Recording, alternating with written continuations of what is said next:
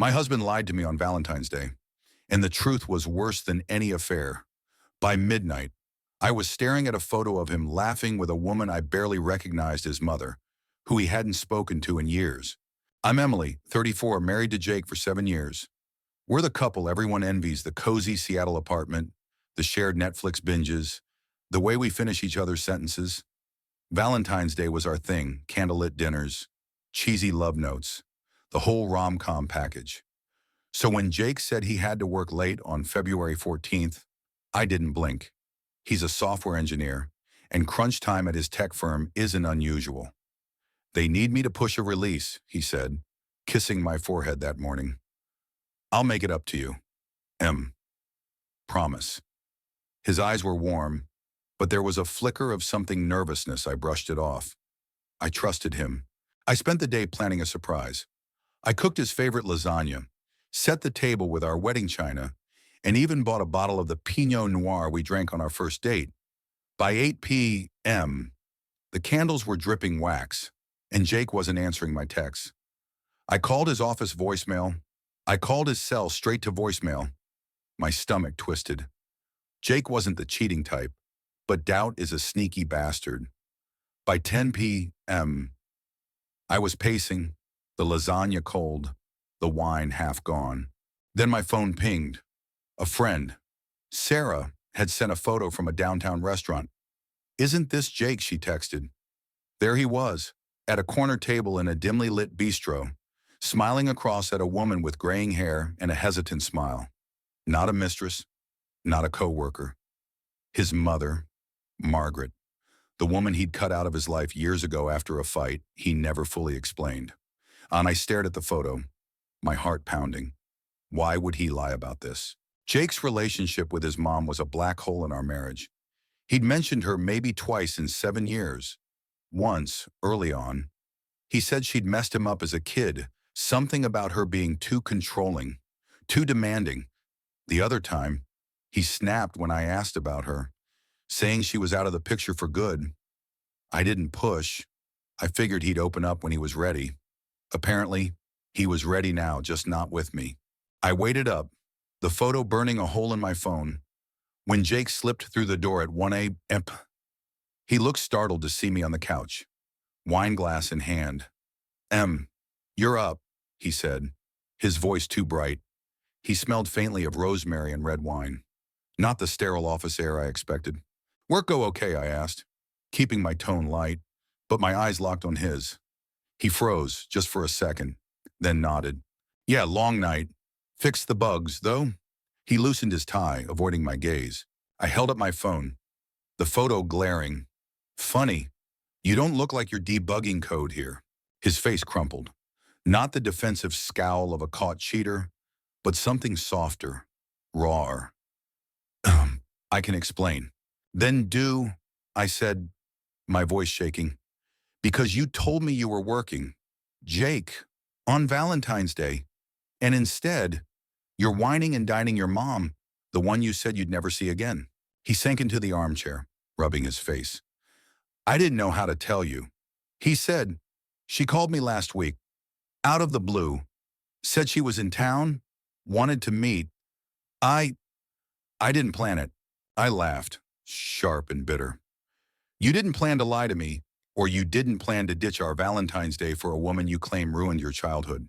"It's not like that," he said, his voice cracking. "She's sick. Cancer." She didn't say how bad, but she sounded different, scared. I couldn't say no. The word cancer hit like a punch. I set the wineglass down, my anger faltering. "Why didn't you tell me?" I asked. Softer now. "I'm your wife. We're supposed to share this stuff." Jake stared at the floor, because I didn't know how I felt about it myself. She left me with so many scars.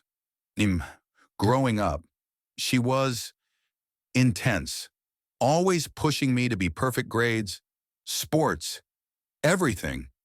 When I failed, she'd make me feel like nothing. I cut her off after college because I couldn't take it anymore.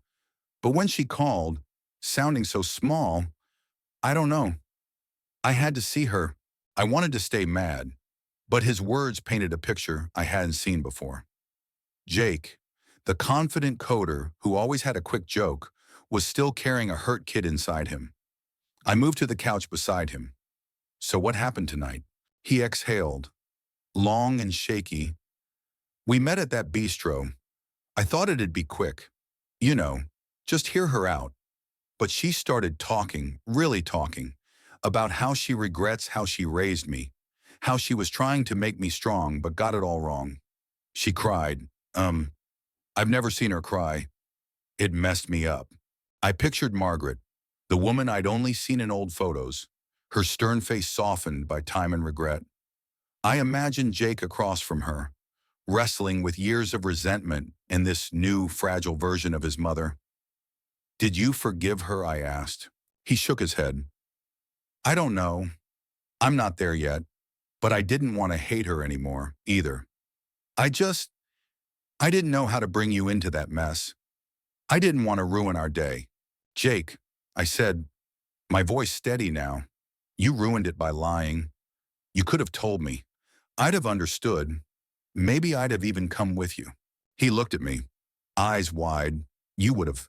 Of course, she's your family, and I'm your family. We're supposed to face the hard stuff together."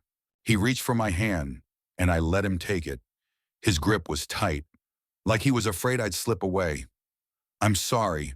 I panicked. I thought if I told you, it'd open up all this stuff I've buried. I didn't want to drag you into it." I squeezed his hand back. "You don't get to decide what I can handle. That's not how this works." He nodded, tears welling. "I know. I screwed up. I'll tell you everything from now on. I promise." The next few days were quiet, heavy. Jake told me more about his childhood, how Margaret's pressure had left him anxious, always chasing perfection to avoid her disappointment. I listened, piecing together the man I loved and the wounds he hid.